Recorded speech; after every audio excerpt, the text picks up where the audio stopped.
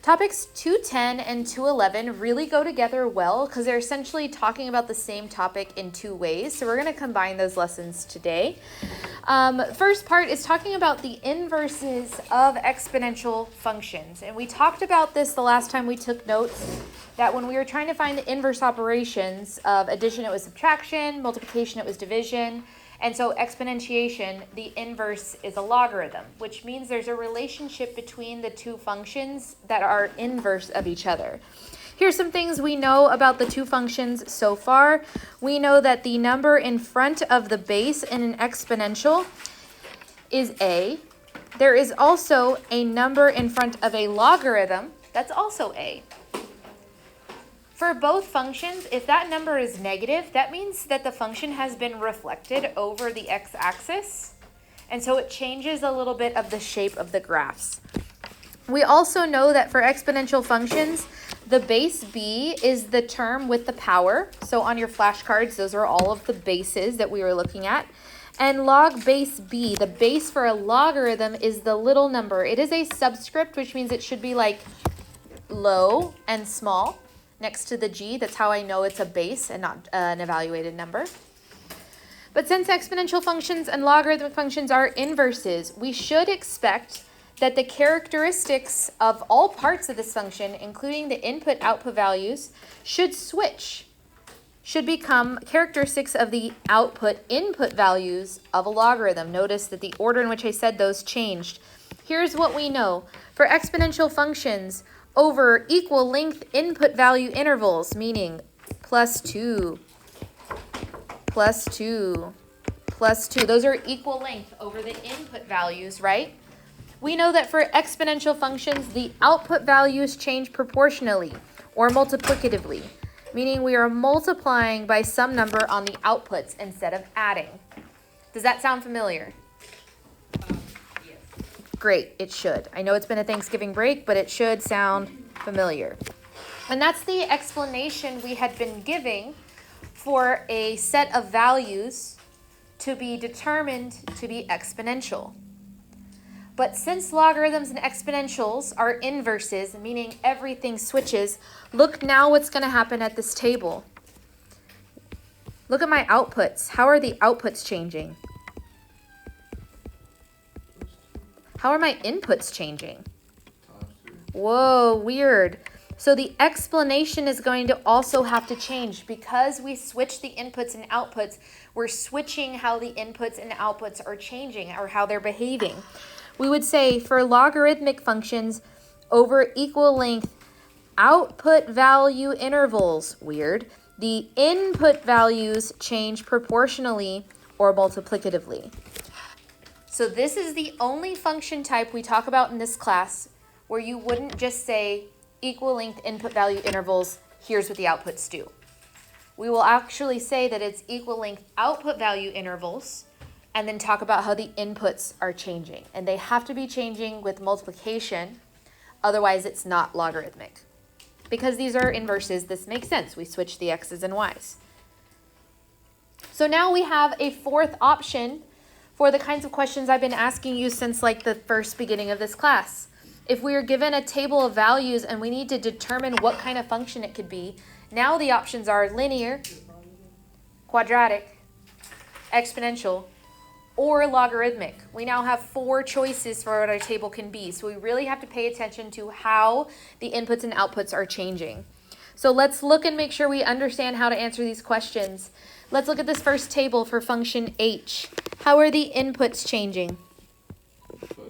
Plus 1. Easy peasy. We've identified plus 1. We're always going to annotate our table to make sure the reader knows that we know how the inputs are changing. How are my outputs changing? Okay, so make sure we say that correctly. Divided by 2, which is multiplying by a half. Yeah, multiplying by a half, which is dividing by 2, yes. And so if this is the case, is this going to be linear, quadratic, exponential, or logarithmic? Logarithmic? It'll be proportional. A proportional change on the outputs, which means that this is exponential. Wait, what's the difference with quadratic again? Quadratic is the one where the rate of change is changing at a constant rate. So second differences would be the same. Linear is the one where the regular differences are the same. So addition, second set of additions for quadratic, multiplication on the outputs for exponential, multiplication on the inputs for logarithmic. But here's how we answer this question. Now there's some extra blanks because you have to tell me whether the inputs or the outputs are equal length. So we will finish the sentence by saying this function could be exponential because over equal length input values, that's where the equal length was when we did the plus 1. The output values of h of x change proportionally. And that's our times 1/2. Yes, you can write change multiplicatively if that's easier. Especially, I should tell myself that because I always spell proportionately wrong, but it is what it is. So here's what I want. We've done these kinds of questions a lot. I've just given you one more option for how you can answer the question. I want you to do numbers B, C, and D on your own. See if we can figure out what words go in the blanks and how to explain this problem right. I'll give you about 2 minutes, and then we'll go back over it. Y'all have gotten some really good things on your paper. Let's clean it up though. Let's make sure we're all on the same page. For question B, the k of x function, I noticed that the x values, the input values, are multiplying by 3, and that the output values are adding 10.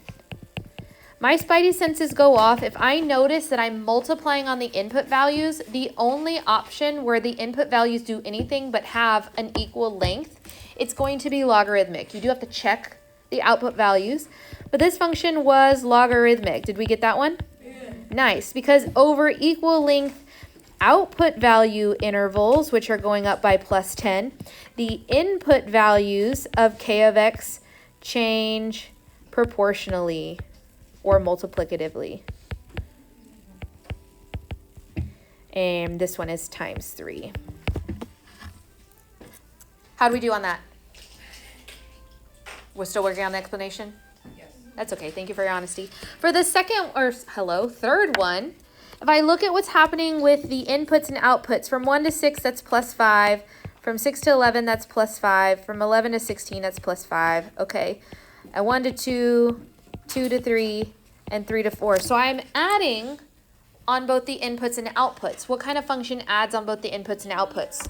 Linear. Nice. So a linear function, because over equal length input value intervals, which is plus 5, the output values, change at a constant rate. Very good, change at a constant rate, which is plus 1.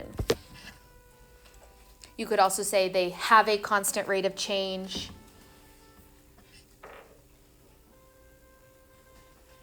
For the last one, again, we'll look at the pattern between the inputs and the outputs. On the inputs, to go from 4 to 8, I could add 4, but if I look immediately, 8 plus 4 is 12, which is not 16. So I have to look at the full pattern here. This time we are multiplying by 2 across all of the input values, which means they are no longer equal length. That's my hint that this is probably going to be logarithmic, but we check. To go from -1 to -4, we're going to subtract 3, and then subtract 3, and then subtract 3. That is still adding -3, which I know somebody asked me that. So we are still adding something constantly. We're just adding a negative number, which is subtracting. This function could be logarithmic because over equal length output value intervals, that's where your -3 comes from, the input values of L of x change proportionately. And that's our times 2. Again, you can say change multiplicatively. We always annotate the table to ensure that we see the pattern and that we communicate it properly. Yes? How come on a linear we didn't use the other side although they're both adding? Hold on, I can't hear you. Alright, how come on a linear one we didn't use the other side even though they're both adding? Would it just be which one comes first, which is x? We did technically use both. Are you saying we didn't use the +5 and the +1? We did. So the input values are what we talk about first because they're the ones that are equal length normally. And I know they're equal length on both. You could kind of speak to that. But that lets me know that our outputs are changing at a constant rate. So the only time we mention the outputs being equal length is if it's logarithmic, because that's specifically the thing that identifies it as logarithmic.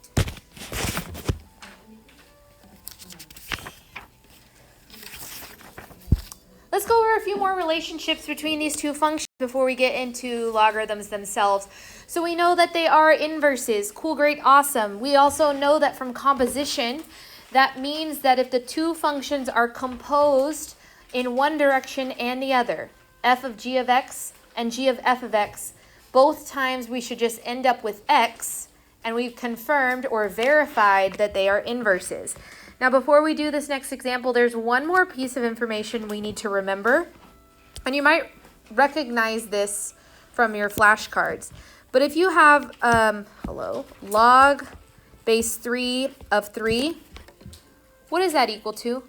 1. So what's going to happen is if there is an exponent on here, log base 3 of 3 to the x, the log base 3 of 3 is 1. So it's as if this gets to cross out and all you're left with is x. As a property of logarithms. Log base whatever of that same number to some power is just the power. Vice versa, if you have a base raised to a logarithm with the same base. It would cancel out, you'd just be right. Correct. It would cancel out and it would just leave you with the argument, whatever is in there.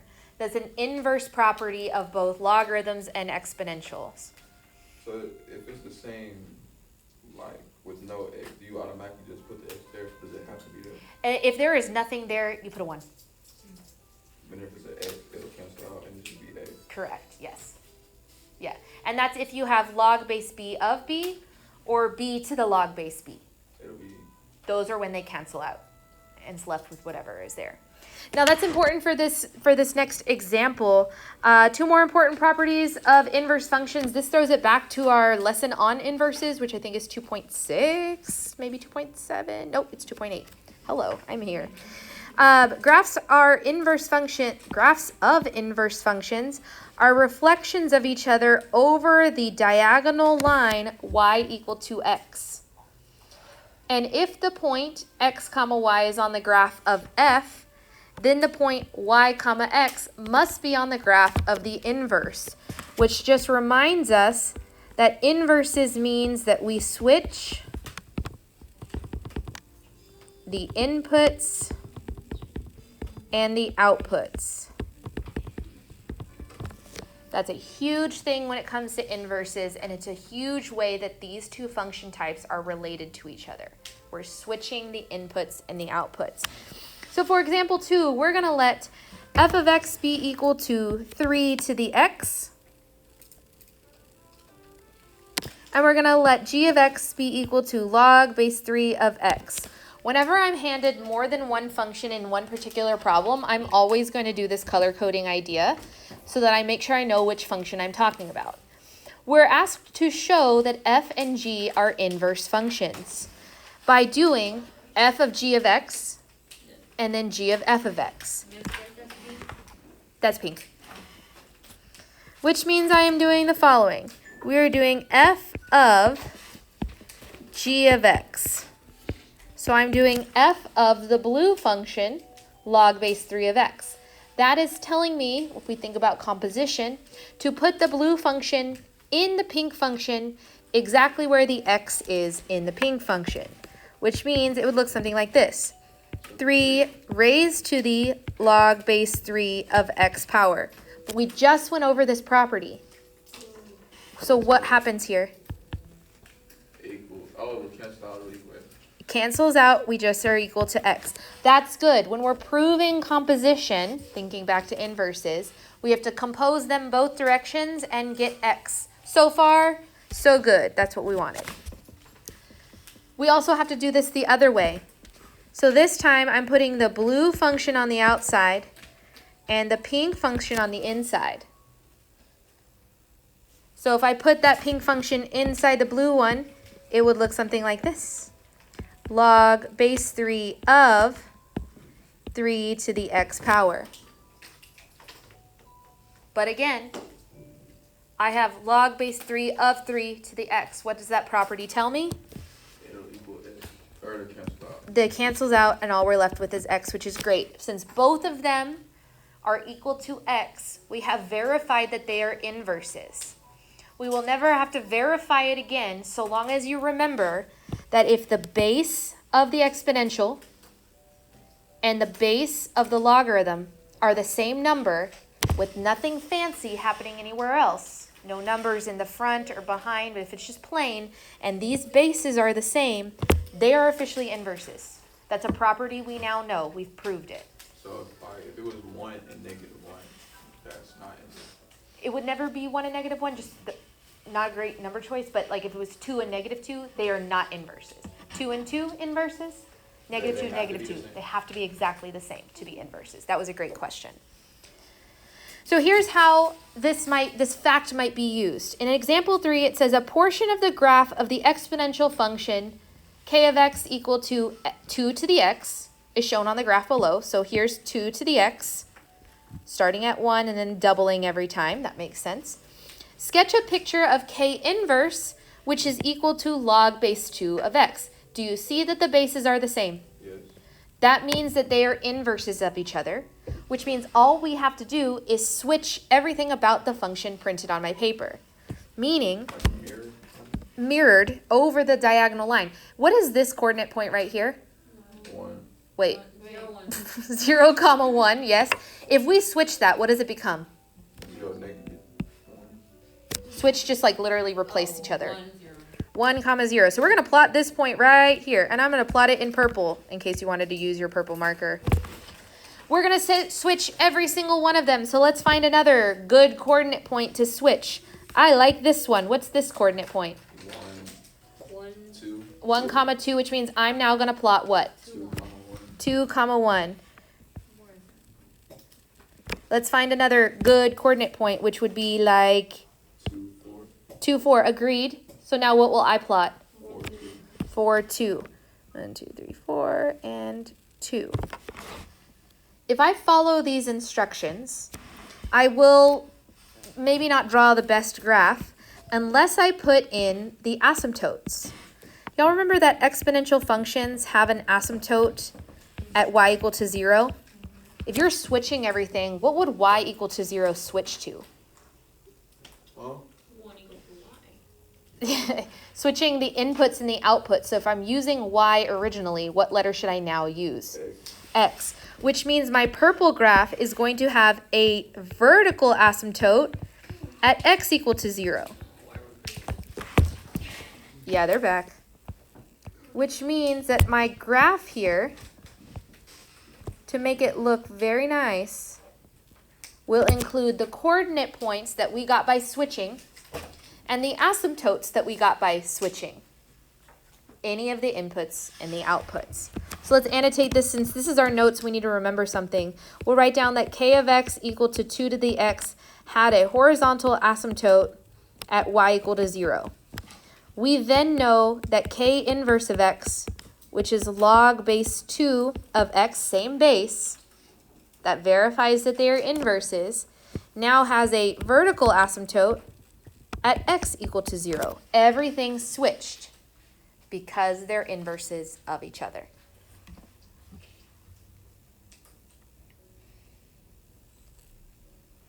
Just to visually make this make sense, take your orange highlighter and I want you to draw the dashed line in that's already on your paper. Just highlight it in orange so you can see that these have been mirrored, have been reflected over that line. If I were to fold it right on the line, wouldn't one side land right on the other? That's showing me that they are inverses again, that they are reflecting.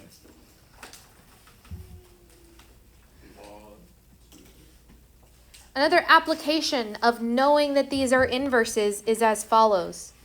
Number 4 says, the exponential function a to the x contains the points 2, 3 and 6, 27. Great. Find the average rate of change of k of x, not h of x, k of x, which is log base a of x for the interval from 2 to 27. Hello, 3 to 27. What do you notice about these two functions? They both have A. They both have A as the A. Oh, no, base. If they both have the same number letter as the base, what are they? Not real. They're inverses of each other. Great. So here's what we know about inverses. We can switch everything. If I made a cute little table of x's and h of x's based on the coordinate points they gave me, it would be 2, 3, and 6, 27. Yes? That's the information they gave me. But since I know these are inverses, I can make the table for k of x by literally just switching those inputs and outputs. So how would I fill out this table? You would do 3, 2, and 27, 6. 3, 2, and 27, 6. I now have the input and output values for k of x because I was smart enough to know that those two functions are inverses of each other. That's what we have to recognize. Now we're asked to do the average rate of change. Y'all remember my average rate of change formula? A-rock? Oh. Yeah. Yeah. A-rock. Definitely. A-rock is equal to? What? No. You're just smiling and nodding at me. You wanted to say y's, right, Kim? Where did the y's go, on top or bottom? Top. But we're not going to call them y's because we're using function notation. So we're going to call them k of 27 minus k of 3. Where did I get those numbers from? The X's. Look, Oh. the interval. Yeah, that. The first number and the second number of my interval. Which means that my y values, x values go on bottom. To reiterate, the function, words. The equation for average rate of change is f of x2 minus f of x1 over x2 minus x1. It's just that this time we're using k's instead of f's, so we switch the letter. But we know the outputs for k. What is the output when the input is 27? 6. What is the output when the input is 3? 3. 2, which means we're going to do 6 minus 2 on the top and 27 minus 3 on the bottom. Where did you get 2 from? Great question. Can somebody answer that one? The coordinate, like 3, 2 on the Oh. Yeah, when the input is 3, the output is 2. So k of 3 is asking me for the output. Yeah. 3 over 24. No, 4 over 24. 4 over 24, and then we can reduce that. What does that reduce to? 4, 8, 12. 1 to 6. 1 over 6. So this question was deceptively hard. It just asked for rate of change. Eventually, you're going to know that formula a lot better than we just stumbled through it, but I'm gonna call that Thanksgiving brain. But we had to know that they were inverses so that we had enough information to answer the question. Am I ready for Christmas break? Yeah. That's per- We spent a lot of time talking about the characteristics of logarithms themselves, evaluating them, how they relate to exponentials, but let's look at their actual shape now. Because their shape is very important for us to know the characteristics of and notice the basic shape of. It's probably, again, the one we're least familiar with, so we need to put more attention to this shape in general. Just like their inverses, logarithmic functions have key characteristics. For instance, we have the two letters A and B. B is always the base, so easy peasy does it on that one. B represents the base. But the A for a logarithm does not represent necessarily the initial value in the same way that an exponential function represents the initial value, because that means it's a y-intercept. This function does not touch the y-axis, which means that what we're going to get out of our A value, the main thing we're going to get is the reflection over the x-axis. That's green. So the A value, and that's what the A value of an exponential also told us, is whether the initial value was above or below the x-axis, because it was either reflected or not reflected based on being positive or negative. Same vibe for this, we just can't call it an initial value because these do not touch the y-axis at all. If you'll notice something interesting about the range of a exponential function, The range is all real numbers, but the domain is from 0 to infinity. So we are going to have to be careful with our domains in this function type because there are restrictions to the domain. Here's what logarithmic growth looks like. You notice I put those in quotes. We don't really call it logarithmic growth, but you see how it's like increasing? Yeah. We can call it that in my classroom, but it's technically growth, air quotes. Yes? Logarithmic growth means that the a value is more than 0. This is the normal graph. The normal logarithmic shape goes up. Logarithmic decay is when there is a reflection over the x-axis. Again, decay is in quotes because it's not really called decay, but we can think of it like that because that gives us the idea of decreasing. So we really only have to pay attention to, kind of like with exponentials, what the a value is. If it's positive, normal. If it's negative, It's a reflection. Very good. Okay, here's some other key characteristics.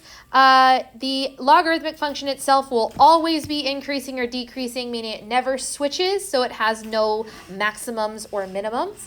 It is always going to be concave up or concave down. It will never switch concavity, meaning it has no points of inflection. These were the same characteristics for exponential.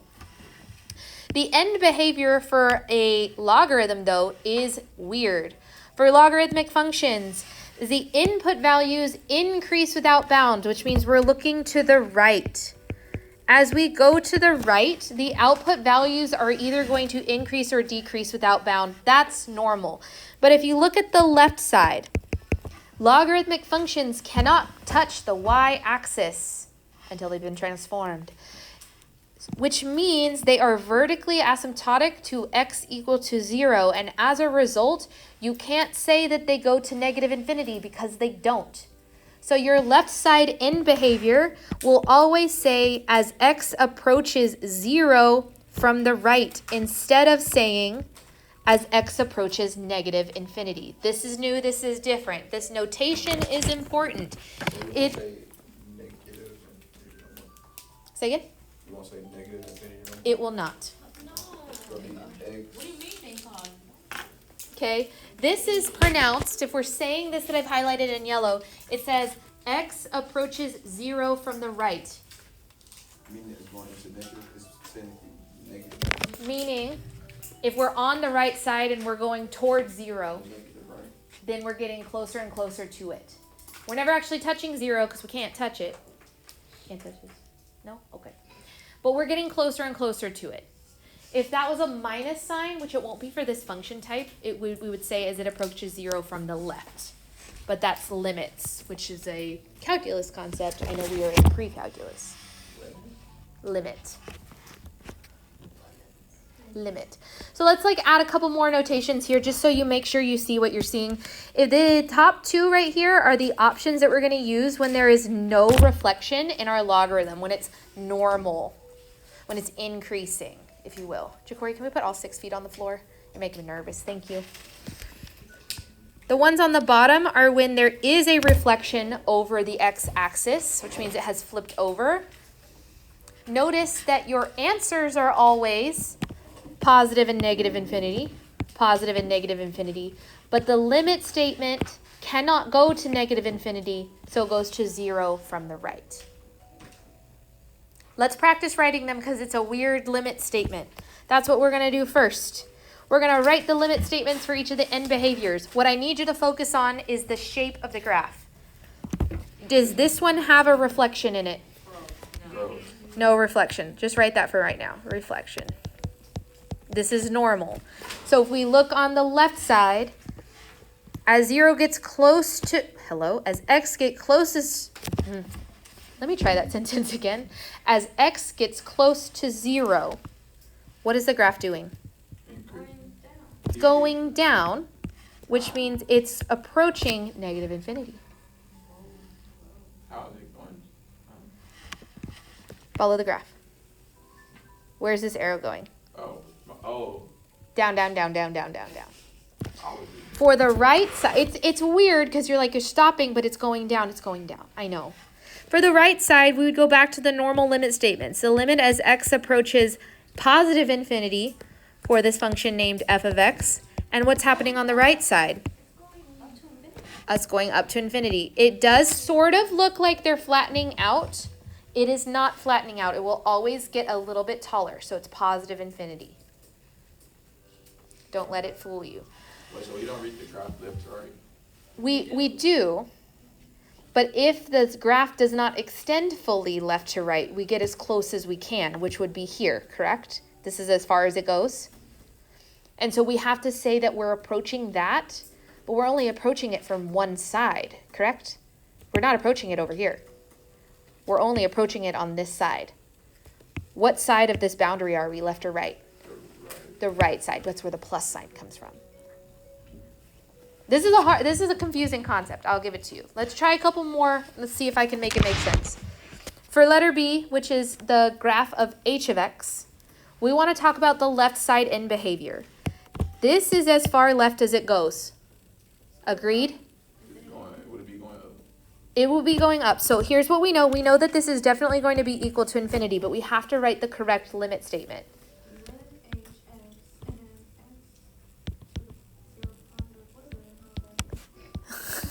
Yes, I think everything you just said is correct. The limit as x approaches 0 from the right of h of x is infinity.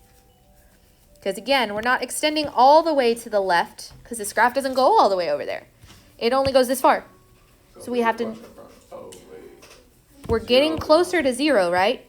But only on one side of it. And it's the right side. Stay with me. What's happening on the right side? So the limit as x approaches positive infinity, which means I'm going to the right. Negative infinity. That graph is going down. I know it looks like it's flattening out. It is not. It's always going to get a little lower. But then, there's no graph. No, we cannot go home. We must graph it ourselves. What kind of function, or does this graph have a reflection? Yeah, I say so. This one does? Oh, no. What's the a value there? Is that a positive or a negative number? So will that have a reflection? No. So the only options are reflection or no reflection. Here's the one that it looks like with no reflection. Oh, okay, that's easy. It might be a different, curve. I just, sketched this real fast, but that's the general shape, right? Your turn. Try to write those limit statements. Yeah, go ahead, man.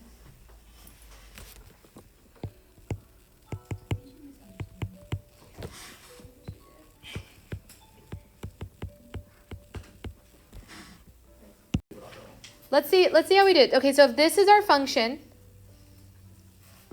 we know that on as left as it goes, it's going down. Yes, we objectively see that. So to communicate that, we would say the limit as x approaches 0 from the right side for g of x is going down. The farthest to the left that it goes is 0. The farthest to the right that it goes is infinity. It's going to continue on forever. So we would say the limit as x approaches positive infinity for g of x is also going up infinity. Did we do okay? Yeah. And if we didn't get it right, do we actually understand it though? Yes. Okay, communicating this particular type of limit is tough. Here are some main things I want you to take away from this. What do you notice about each pair of answers here? You have both of the infinities, correct? One of them is low and one of them is high. That will always happen for a logarithm. One of them will be negative, one of them will be positive. One of them will be negative, positive, negative, positive. They'll never be the same. Always one will be different. Let's also talk about some other characteristics. Let's talk about increasing, decreasing, and concavity. For this first function, function A, is it increasing or decreasing? Is it concave up or concave down? Concave up. Did this function have a reflection, by the way? No. Yes. Yes, so this one has been reflectioned. The next one is increasing. The next one is increasing. Concave what? I actually just did. Down. Very good. Did that one have a reflection? No. The other one does. Letter C? I agree. Because letter C has a -4 in front of it. That's going to be our reflection. So when we think about the shape, we have to know that a reflection is the one that sort of looks like this. So it is decreasing, concave up.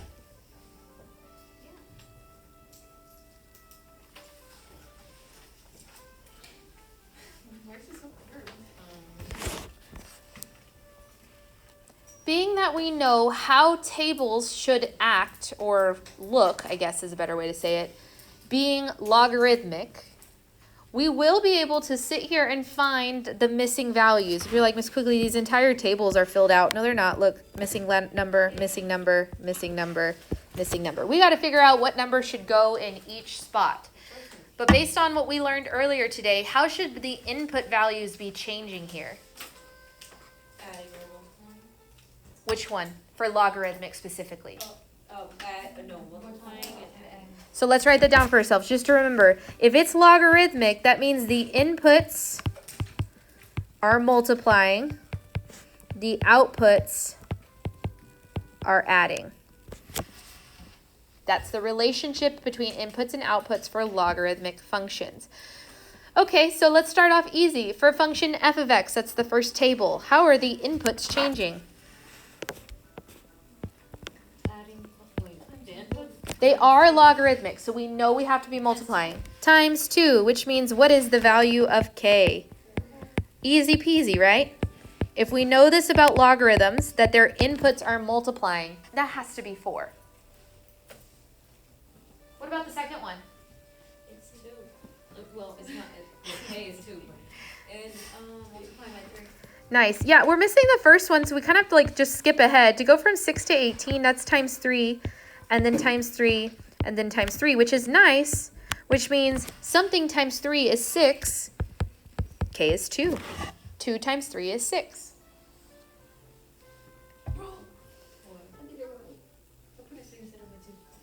Okay, interesting, yes. Just as a side note, we know these are logarithmic because how are these changing?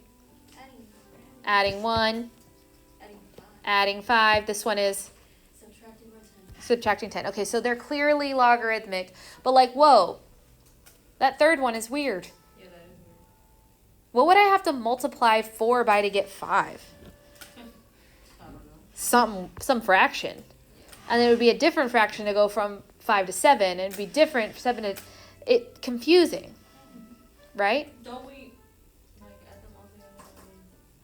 So what we're going to try to do is try to find a pattern that works. Don't write this down, just watch. If I took away a number, I'm just playing. This would be a question that I would have to play with. If I took away a number, these numbers would be 3, 4, 6, something, and 18. Is there a pattern to go from 3 to 4, 4 to 6? No. So I'm just going to try something else. This is me doing trial and error. If I took away 2, is there a pattern there? No. Okay. If I took away 3. There's no pattern. There is a pattern. Oh, yeah, that 2 times 4. So if I do times 2, yeah? I have forced it to have a pattern, which means what number would be there in this pattern? 8. But I subtracted 3 from every single one of these numbers to make it have a multiplying pattern. So it would be 5. Wait, 8? It's going to be 8? It would be 11. What? How is it 11? Because you added 3. I have to add 3 back. Since I subtracted 3, I have to add 3 back. Because 11 minus 3 is 8. Now we got exponents.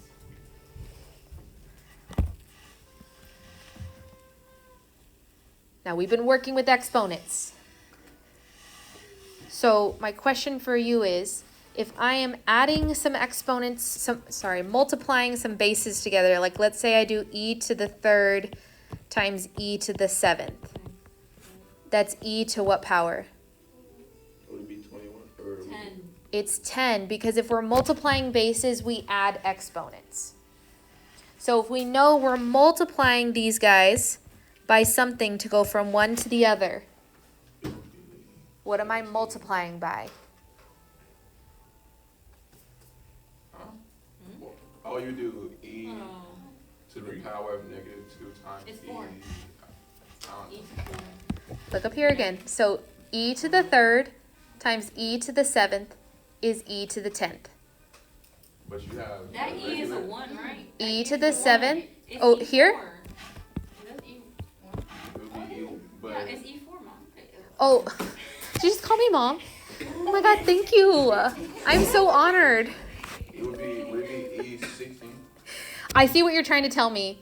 It's not the question I'm asking. The question I'm asking is, what am I multiplying by? 10 to 16. Miss, I wouldn't actually know. You're multiplying by How's it e3? E3. Because I'm adding 3 to the exponent every time. E to the 7 plus 3 is 10. But can you do that with the k? Well, k is what I'm looking for. So what number would go right there? E4? E to the 4th. I knew what you were telling me, that what I was asking though, Jess. You got ahead of me. Smart though.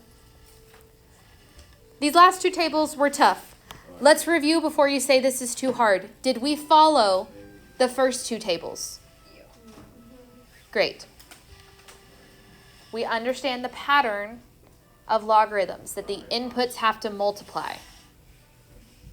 Inputs have to multiply. So are you just Find the pattern, oh, continue the pattern, essentially. Now, we've left this, we're going to leave the concepts of these characteristics alone for a second and just talk about domain restrictions in general. In algebra, there are only 3 function types that have domain restrictions. We've already talked about rational functions this year. Rational functions are the ones that look like this, like 1 over x. And what are you not allowed to put in my denominators? a negative number. Wait, you can put negative numbers down there. You can't put 0 in my denominator. So we have a domain restriction that the denominator cannot be 0. A function type we don't necessarily study in this class, but you're pretty well versed in, is a square root function, which would look like this. What kind of numbers can you not take the square root of? A negative number. So we would say that x has to be greater than or equal to 0, because it can be 0, it just can't be smaller. So we would say that the denominator, nope, not called a denominator anymore, Miss Quigley, it's called a radicand. Radicand. The radicand cannot be negative. That doesn't look like the word negative. Let me try writing that again with better handwriting.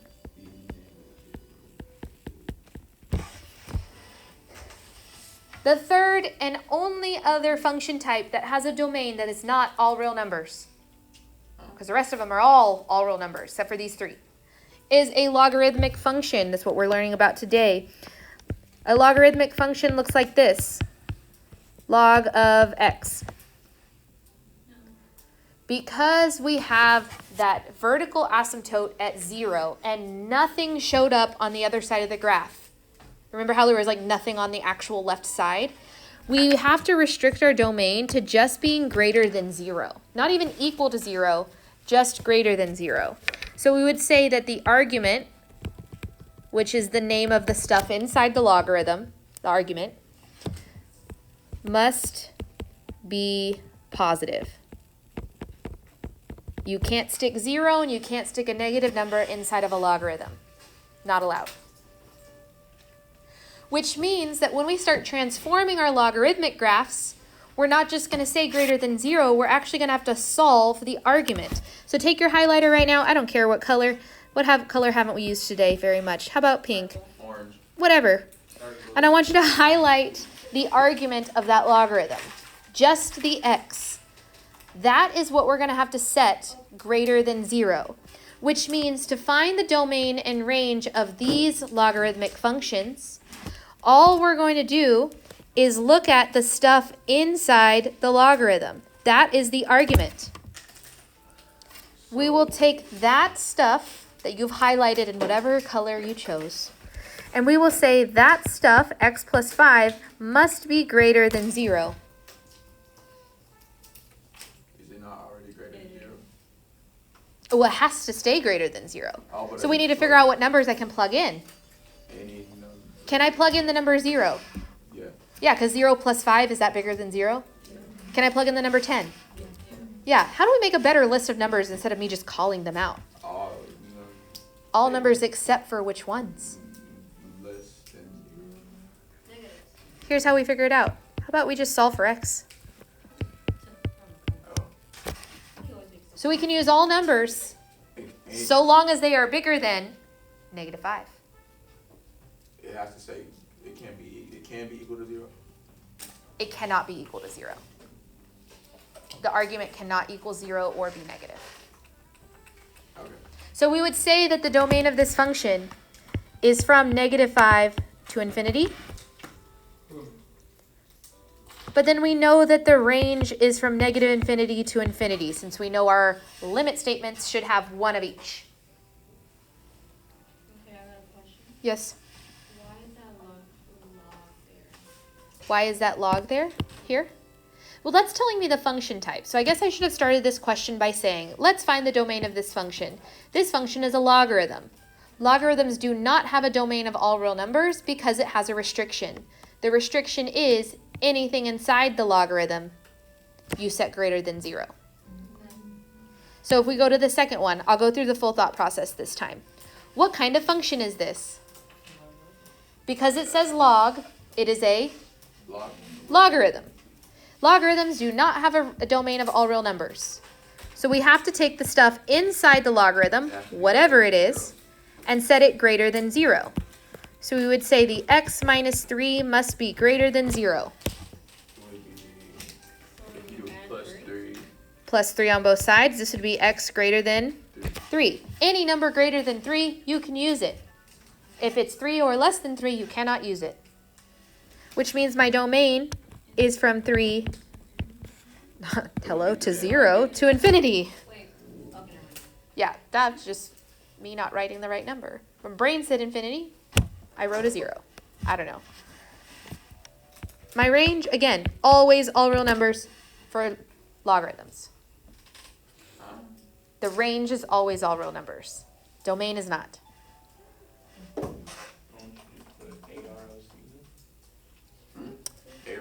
The AROC? What about the AROC? Wait, doesn't that mean all real numbers? The AROC is a change between two intervals, so we don't use end behavior to talk about AROC. Or the range to talk about AROC. When you draw your, do you put just 2 zeros, or you just draw it? That's a great question. You can draw 2 zeros as long as they're connected to seeming infinity, but that's not technically correct. A lot of people watch, I'm going to physically turn my paper sideways and draw an 8. That's better. Still not great. You should be practicing to get an actual infinity sign. It's okay. Turn your paper sideways, draw an 8. So I just draw 2 zeros. Okay, that works too. I cannot draw I tried it. Wait. Okay, so last one. What kind of function is this? Logarithmic. Logarithmic, because we see log. I don't care what base, because all I'm asking you is about the domain and range. All we take is the argument. The argument is this stuff. What is this stuff not allowed to be? Less than 0. Or 0. It must be positive, which means we're going to set the argument 2x plus 3 greater than 0, because it can't be less and it can't be equal. This is going to take 2 steps to solve. What's the first step in solving this tiny little... Subtract the 3 and then divided by 2. X has to be greater than -3/2, which is -1.5. So we say the domain is from -3/2 to infinity. But my range already, I know, is from -infinity to infinity. Logarithms are unbounded on their range. So they're always going to be negative. For the range, yes. The same reason like our limit statements, one of them should be negative, one of them should be positive, because the range is from negative infinity to positive infinity. Good question.